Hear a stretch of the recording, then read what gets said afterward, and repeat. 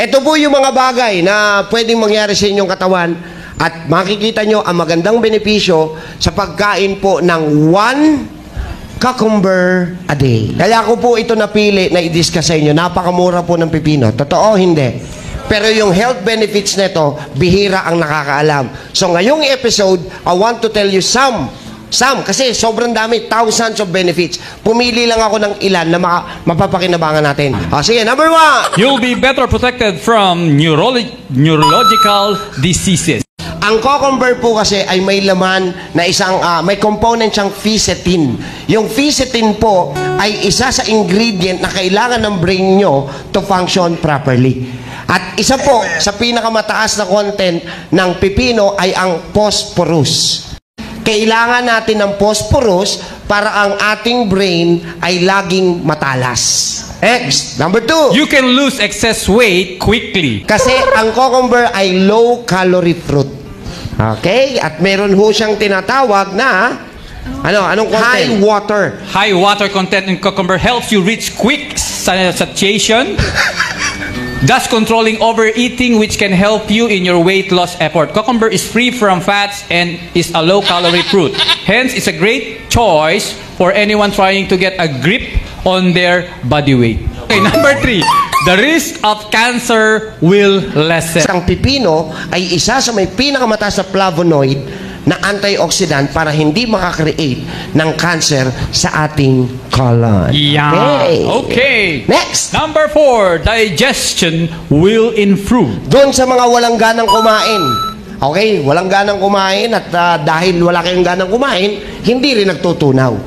Pag walang ganang kumain, huwag niyong pilitin ang inyong katawang kumain. Bakit? Kasi nga, wala kang gana, hindi magtutunaw.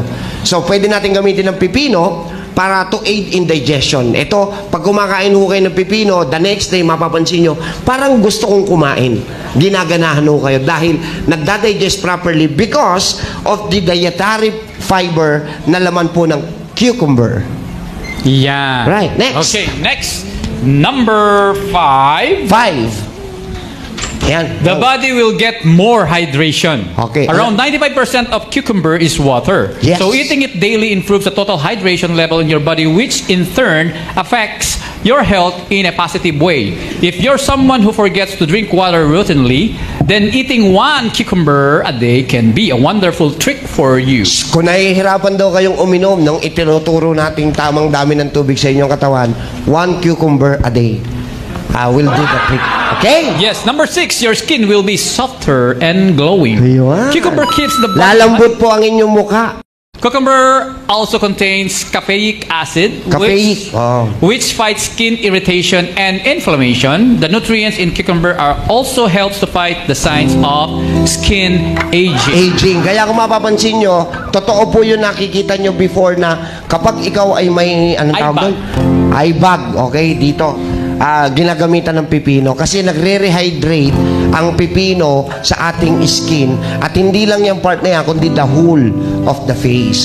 Next! And number 7, hair quality will improve. Bakit daw nakakaganda ng pagtubo ng buhok ang pipino? The B vitamins present in cucumbers are highly beneficial for scalp and hair health.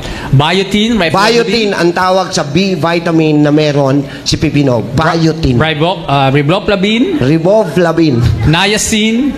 Vitamins B5, B6, and C all have important roles to play in hair growth. They also prevent premature hair loss and graying. Okay, next.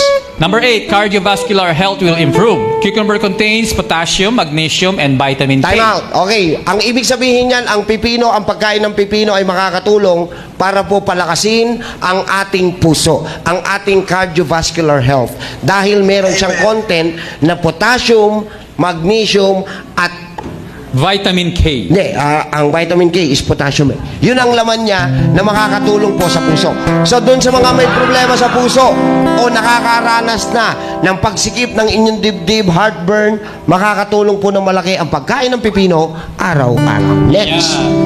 Number 9. Dalawa lang. 9. Bones will be stronger. Okay, lalakas po ang ating buto-buto.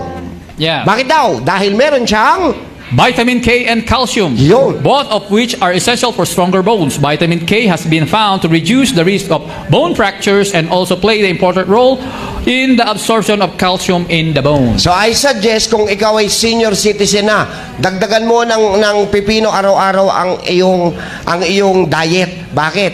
It will strengthen your bones na mababawasan yung risk mo na magkaroon ng fracture kasi matibay nga ang buto mo.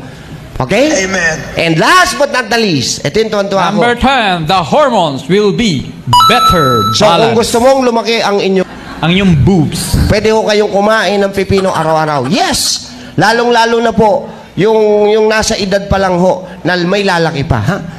Cucumbers contain around 4% of the phosphorus suggested Yun! for daily intake for adults. Ang galing, di ba? So anong ibig sabihin? Ang phosphorus na ang nagko-correct ng hormonal imbalances sa mga babae. Okay, at may natutunan ba?